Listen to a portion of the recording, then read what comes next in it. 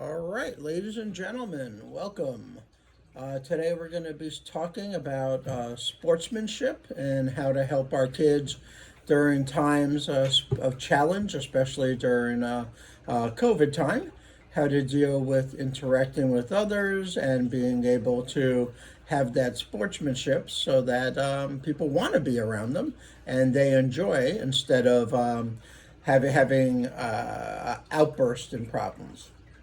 One way to know if your child, your teen, is struggling with sportsmanship is by their behavior. On the extreme, there's two basic extremes here. One is you'll have a child who will shut down. I don't want to play this. I don't like playing this. It's dumb. It's stupid, and then they won't play with their peers because they can't accept not winning or others having an opinion as well. And the other extreme is where we have a child that is having a tantrum. The game didn't go the way or the activity didn't go the way that they planned on, so they have a tantrum, which is another a nice way of saying basically having a brat attack. They want what they want, and when they don't get it, well, I'm going to kick and scream until somebody gives me what I want. Keep in mind, a tantrum and a meltdown are two very different things. Side note, a meltdown for those of our young kids who may be spectrumish or ADHD-ish, a meltdown is a sensory overload. It's like if we're on the computer and we're just pushing too many buttons and then the wheel starts spinning. It doesn't matter how many more buttons you push, you have to let it be until it runs its course. And when our kids have to have meltdowns, that's what happens. So a tantrum, whole different thing. This is a cognitive decision. I didn't get what I want. I'm going to kick and scream until I get it. Sometimes they do, sometimes they don't. A lot of it has to do with how we set up the parameters ahead of time and what they know is going to be expected and what's acceptable. I get quite often a lot of parents and kids working together that we work with, and I've been asked a question multiple times that if you have a child that's having a hard time with being a good sport and interacting with others and playing and sharing and all, well, should you just let them win? Should you just let them have what it is that they want? And the answer, of course, is a loaded answer, but it is, I think, very clear. The answer is no. You don't want to let them win. You don't want them to let them get whatever they want all the time because that's not fair representation of life. We all have to learn how to be able to adapt to the environment and to work and to school and interacting with others. Now, that doesn't say, especially when you're playing with our child, and don't want to beat them every time if it's something that we as adults are going to just naturally win. We want to give them some sense of, hey, I can do this. So we want to kind of balance it out a little, but especially if kids are playing with peers and whichever, we don't want that domination to occur. We don't want them to feel that they have to win at whatever they're doing. All right. We want to let them win on occasionally, but we also want them to have a valuable lesson to be able to learn that life is not always fair. Things do not always work out the way we want them to. As adults, we know this. As kids and teens and young adults, they're on their process to learning it, and we have to do our part to help them learn. Many of the young people, as I qualified before, their issues with having issues with sportsmanship have a lot to do with their innate ability to be impulsive and to be competitive. That impulsiveness leads to getting frustrated, getting angry, maybe teasing another child or hitting another child or throwing something, or throwing games or whatever. And that impulsivity and that competitiveness are the prerequisite issues that we want to target so that when they are interacting with others, when they're learning to become, good sports, to be able to help them learn how to deal and manage their impulsiveness and competitiveness. There is nothing wrong with being competitive. There is nothing wrong with wanting to win. But there's that middle ground of needing to know that we're not always going to win. And just because you beat me at a game doesn't make you a bad person. You know? And that impulsivity, that being able to put a moment between their thoughts and their actions. We spend virtually every time we've had our discussion since we started in the beginning of the pandemic back in March, and we've been doing these meetings consistently. We always are talking about impulsivity because that's a reaction. That's a way that many kids are just dealing with things. They haven't developed the skill set to be able to stop and put a moment between their thoughts and their actions. And of course, we want to be able to focus on that. We want them to be able to learn how to do that. You know, many of our kids with ADHD and spectrum, this type of stuff, do have difficulties with regulating their emotions. It is part of who they are. It is why we do many of the things that we do service-wise to be able to help them learn how to do that. One of the most valuable things that parents and other professionals can do to help our kids is by modeling appropriate behavior. I can't tell you how many times over the decades I've had, parents come in with their child and, the kid is very reactive and, they're like, well, I don't know why he's like that. And you see the parents interacting and it's like, yeah, well, that's what he sees. That's what she sees. So we want to do the best we can to model the behaviors that we want from our children. Learning how to regulate emotions has an awful lot to do with learning skills, replacement skills, helping our kids learn how to monitor and regulate the behaviors. The monitoring is about identifying how they're feeling at any given moment. Mad, glad, sad, happy, and annoyed, frustrated, whatever it is. And then having those skills to be able to regulate that behavior, to be able to not have to keep going with thinking it over and over again and getting more and more agitated.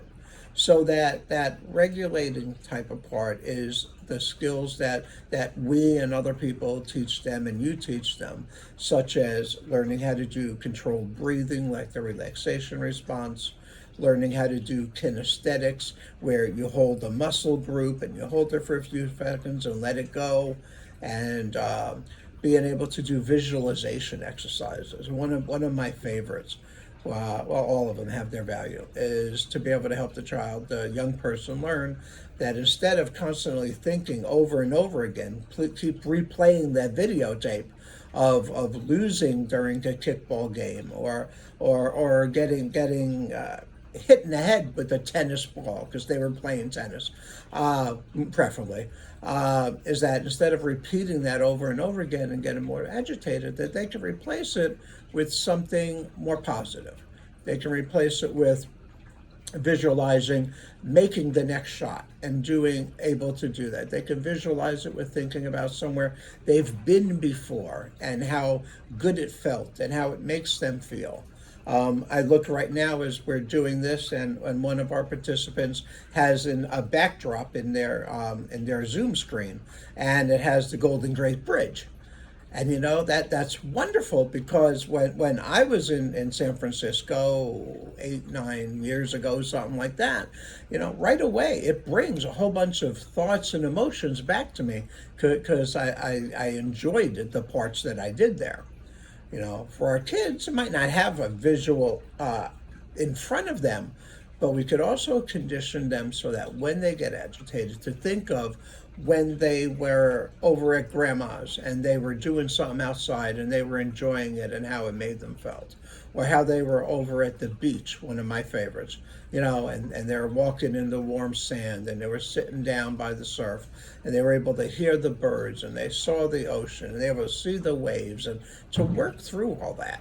And all that there is that very positive, and it's a more relieving, and it gives them that skill set to be able to put that moment between that thoughts and action, which is so critical. Many of our kids are also dealing with the frustration, but also the anger and the aggression. it's not an excuse to be able to go off and hit somebody or do something that's not appropriate. I've had many occasions where, well, I can't help it. It's my ADHD or it's my Asperger's. Like, no, not acceptable. I can't tell the police officer who pulled me over because I was speeding. Well, I can't help it. The car does go fast, so I have to make it go fast. Yeah, that's not gonna fly. All right, just like, yeah, well, you may have autism or ADHD or have whatever it is, but that's not an excuse. That may be why it's more difficult for you, but now it's like, all right, we have to learn that tool set of how to be able to be in better control of these things.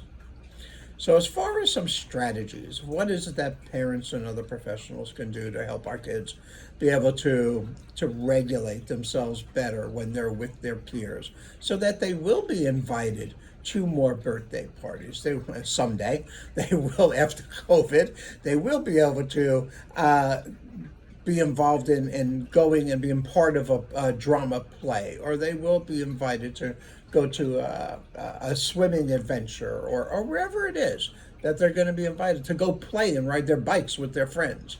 We want them to have all those experiences. So, one of the things is during family time, and I encourage this almost always, is at least once a week, preferably once a week is good.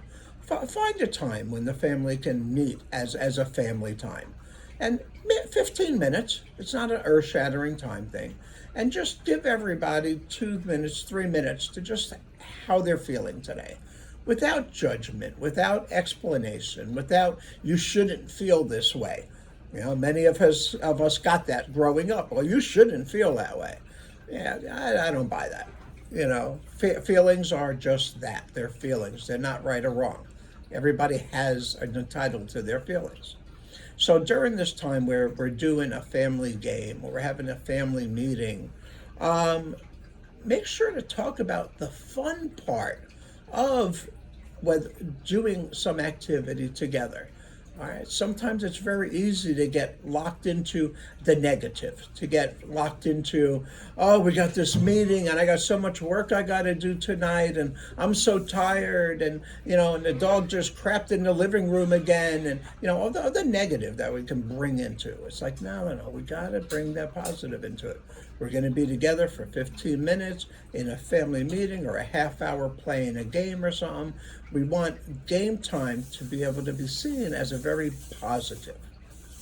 Also, modeling losing in a positive way. It kind of sounds like a weird concept to be happy about losing, all right? But it's part of the dynamics of what happens when we do play, when we do activities with others where there's going to be a winner and a loser per se. And just because you lose at a game doesn't mean you're a loser for life. So some of our young people, kind of overgeneralize and overdo, and some of the adults that we talk with as well kind of overdo. So try to keep it simple. Try to keep it in the moment. We're all together right now.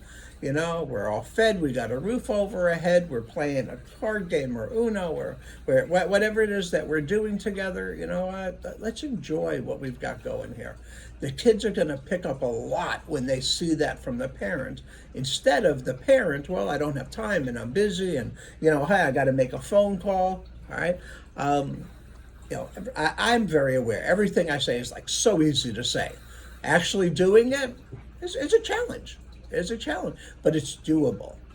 And if you want to get the desired results of your child who is struggling with being able to be a good sport, well, these are some of the things that are low price things, or low investment things to do to be able to get that. A whole lot cheaper than having them in therapy a couple times a week. So with that, congratulating winners and also congratulating the non-winners for any type of game, type of an activity. All right, I see what goes on, like usually in professional sports. Usually, when this game is over, both sides are congratulating each other, for the most part. Now, we all know that we see those games where you get somebody who's thought of, especially very highly, and he'll have a brat attack and he'll just walk off this field or the court without acknowledging anybody. That's just not the model of what we want to set. We want to make it with we all got together. The objective is to play the game. Now, granted, pro sports, the stakes are higher. But as far as what our kids are going to see, we just want them to enjoy and to have fun. Alrighty. Good sportsmanship does happen in real life too. So look for those opportunities to model it in everyday situations. If you get cut off in traffic, we all go through that.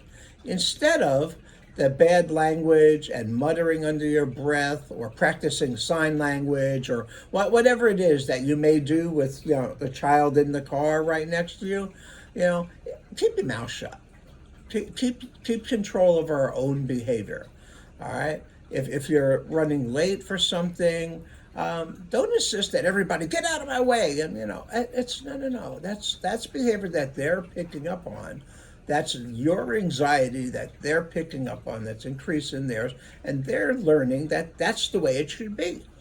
All right, so we have the power to do something about that.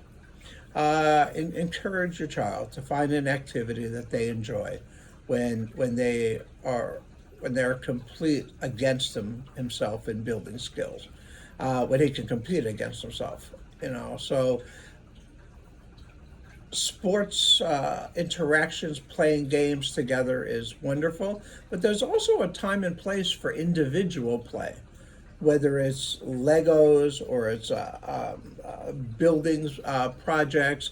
Many of our video games today are very much geared in single player, where they're building and creating by themselves. They're not all multiplayer games. And which, on a side note about multiplayer games, multiplayer games are very valued, especially now, because as long as they're with their appropriate peer group and age and supervised and all, because right now our kids aren't having a whole lot of interaction with other kids. All right, with multiplayer games, they can be interacting with their friends or their peer group. Preferably it's their friends. It's a bunch of kids that they've interacted with before or are in their class or some dynamic. And while they're playing games, they're talking, they're interacting. And without that, they miss that. So we definitely want it to be controlled. Very key to anything to do with the internet where, we just don't know the who and the what as to everybody who's involved. So we want to keep safety. But I think that there's a lot of value in that. It can be very challenging for a child, a 6, 7, 8, 10, 12-year-old, to lose gracefully. Even harder when they're competitive and they're impulsive. We as adults may feel frustrated that the child is still behaving this way even after the peers have stopped. So the game may be done. The activity may be done. The pool party is over. The game of Uno is put away already. And they're still going on. They're still ranting and raving, and they're still having an issue with it. Keep in mind that if our child is on spectrum, if our child has some ADHD type of stuff, is that they are slower to develop those executive functioning skills. I'm not saying they're slow. I don't want that phone call. I'm saying that they're slower to develop the executive functioning skills that they need to be able to manage their emotions. All right? Executive function involves the planning, organizing, following through, putting things together, initiating, organizing, managing time, all of that type of stuff. But it also involves being able to regulate our emotions for them to be able to regulate. So if your Bobby, is losing stuff and isn't organized and has executive function type of stuff, it's not going to be a surprise that they're having a hard time with sportsmanship. We want to teach them. You know, you may have a sibling that's a couple years younger who doesn't have the same type of challenges. They may be above, in ahead of them. They may be in a higher place than them with those skill set developed already. That's okay. We're not looking to compare them to anybody else. We're comparing them to who they were yesterday. We want to keep going from where they are. Let's help them get a drop better today, a drop better tomorrow, and keep getting those drops. Those drops add up to buckets, and they'll be just fine as long as you're moving in a good direction. All right. A couple other quick things. Yeah, we're good on time here. Is avoid the drama. All right. If there's a peer interaction going on, and depending on age, if parents are supervising aware, you know, and we hear the drama and the yelling and the screaming and then this and the that, don't overdo. You know, when I have kids, sometimes I work with siblings, and the siblings are, you know, just not meshing real well. And a lot of times when we get to that point, I'll bring a game in, I'll bring some activity in for them to be able to do, and quite often it'll be the three of us.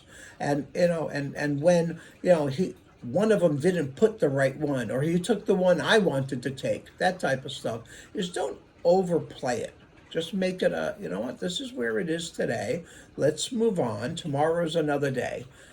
Sometimes we put too much drama into it. We put too much correction into it. And it's about finding that balance.